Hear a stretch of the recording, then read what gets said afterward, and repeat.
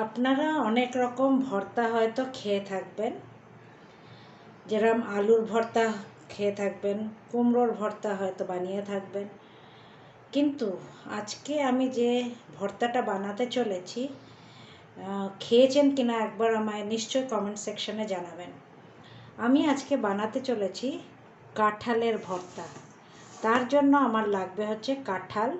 আমি কাঁঠালটা সেদ্ধ করে রেখেছি, 5টা সিটি দিয়েছি, তবে গিয়ে আপনার এই কাঁঠালটা ভালো সেদ্ধ হয়ে যাবে, একদম নরম।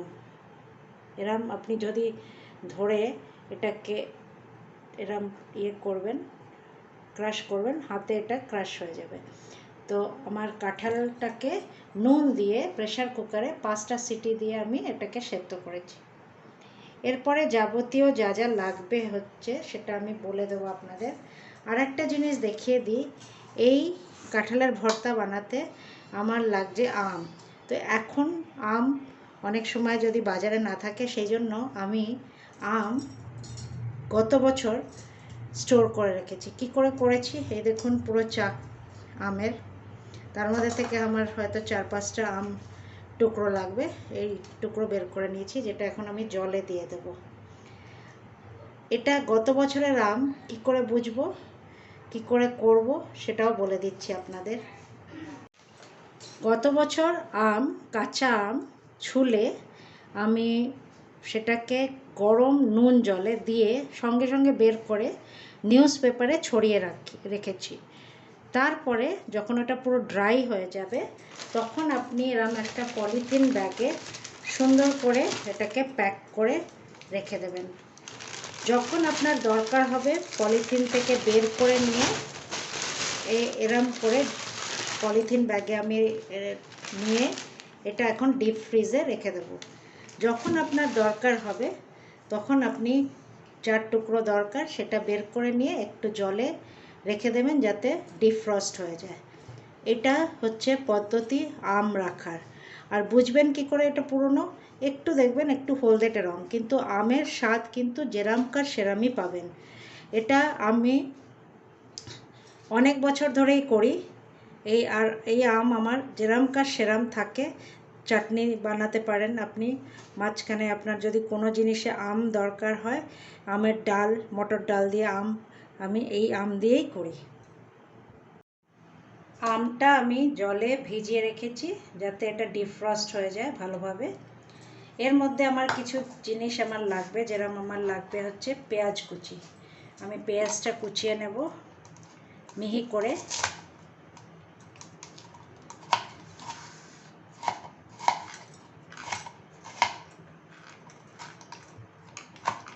একদম মিহি করে কুচাবেন।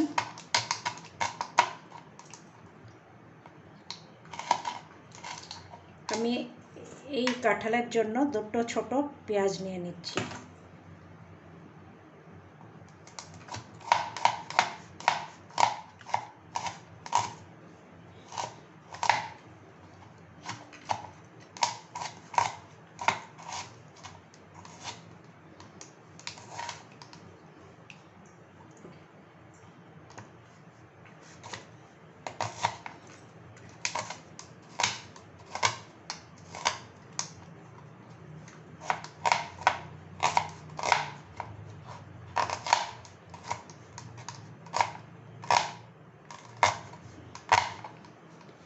এর মধ্যে আমি কাঁচা লঙ্কা কুচিয়ে নেব,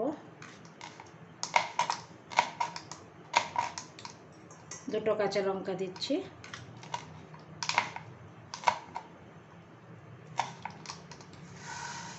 এবার আমার এই কাঁঠালটা আমি একটু মেখে নেব। মাখার আগে একটু হাতে আমি একটু তেল দিয়ে নেব, যাতে এটা স্টিক না করে। ভালো করে কাঁঠালটা যেরকম আলু মাখে সেরকম একটু কাঁঠালটা মেখে নেবেন। হাতে যদি আপনি তেল দিয়ে দেন, তাহলে আপনার হাতে জিনিসটা, কাঁঠালের আঠাটা স্টিক করবে না।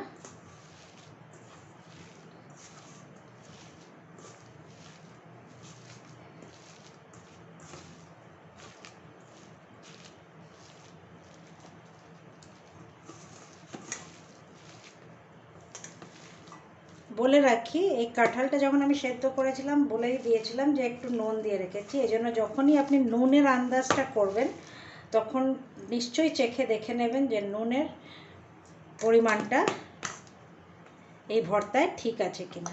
আমার কাঁঠালটা একটু স্ম্যাশ করা হয়ে গেছে। আমি একটি কড়াইতে তেল গরম করে নিচ্ছি, সর্ষের তেল দিচ্ছি।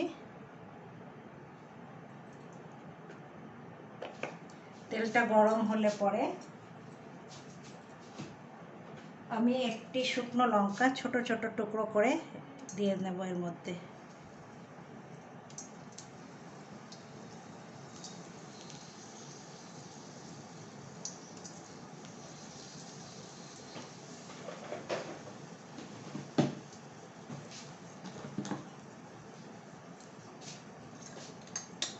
এবার এর মধ্যে দিয়ে নেব আমি একটু সর্ষে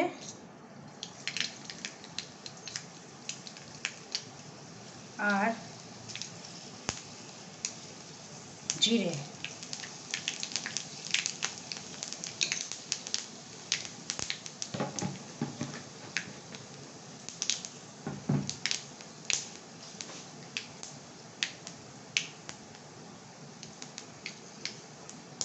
সর্ষে আর জিরেটা যখন সুন্দর ভাজা ভাজা হয়ে যাবে তখন আমি এর মধ্যে দিয়ে নেব আমার ভিজিয়ে রাখা আমচুর।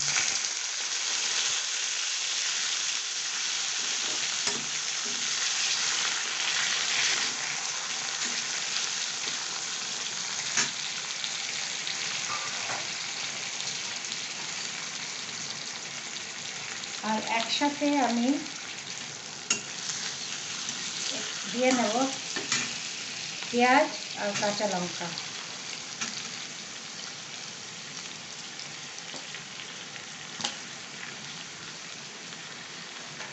আপনার কাছে যদি আম না থাকে তাহলে আরেকটি অপশান আছে, বাড়িতে যদি আমচুর পাউডার থাকে সেটাও আপনি দিতে পারবেন।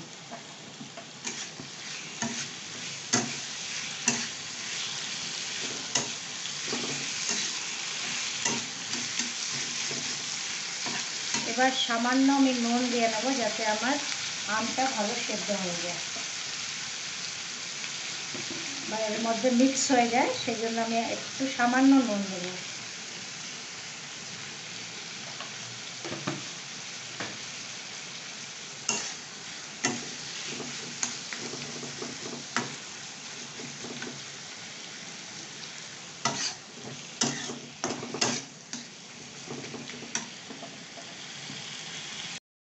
এবার দেখুন আমটা একদম গলে এসছে। আমি তখন এই কাঁঠাল যেটা আমি পেস্ট করে রেখেছি হাত দিয়ে সেটা আমি এবার দিয়ে দেবো।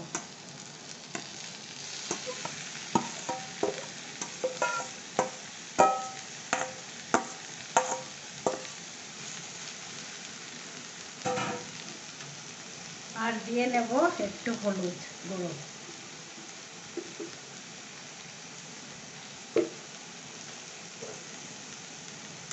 এবার এটাকে ভালো করে কষাতে হবে,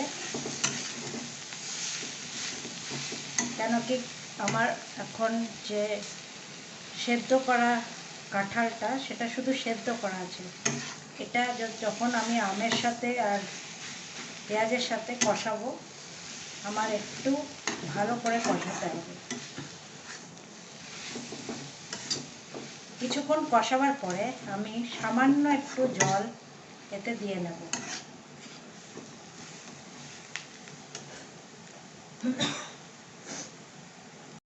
দেখুন সামান্য এরকম জল দিয়ে দেবেন যাতে জিনিসটা বেশ মাখো মাখো হয়।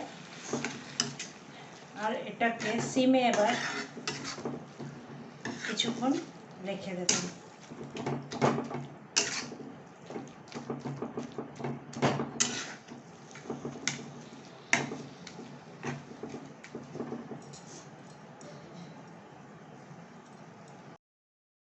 নুনটা আমি দেখে নিয়েছি, আমার নুন সামান্য একটু লাগবে, তাই সামান্য নুন দেব।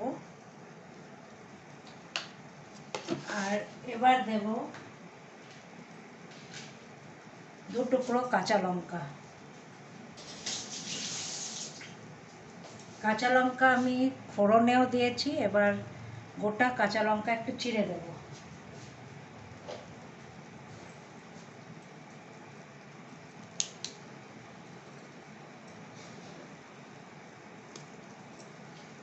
জিনিসটা আমার হবে টক, ঝাল আর সামান্য মিষ্টি, তাই ব্যালেন্স করার জন্য আমি দিয়ে নেব সামান্য একটু মিষ্টি। আপনি মিষ্টি না দিতে চাইলে না দিতে পারেন, এটা পুরোপুরি অপশনাল। আমার একটু মিষ্টিটা এর মধ্যে দিলে মনে হয় যে ব্যালেন্স হয় ঝাল আর নুনটা, সেই জন্য এটা দিয়ে এবার আরও কিছুক্ষণ আমি ভালো করে এটাকে কষিয়ে নেব। দেখুন জল দেওয়াতে একটু মাখো মাখো ভাব হবে।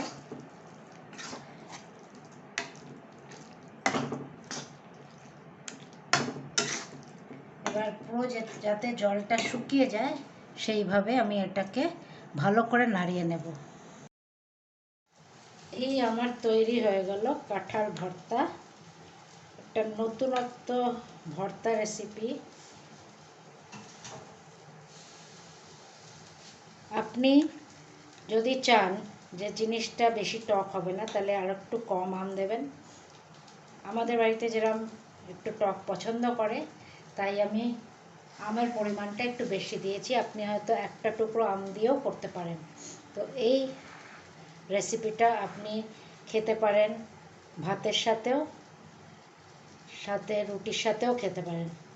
বানিয়ে দেখবেন, এই গরমের দিনে এই আম ভর্তাটা খুব কম তেলে বানানো যায়, আর এই গরমের সময় এটা খেতেও খুব ভাল লাগে। তো এবার ফ্রেন্ডস, এটা বানিয়ে আমায় জানাবেন যে কিরম লাগলো রেসিপিটি। Thank you and bye for now.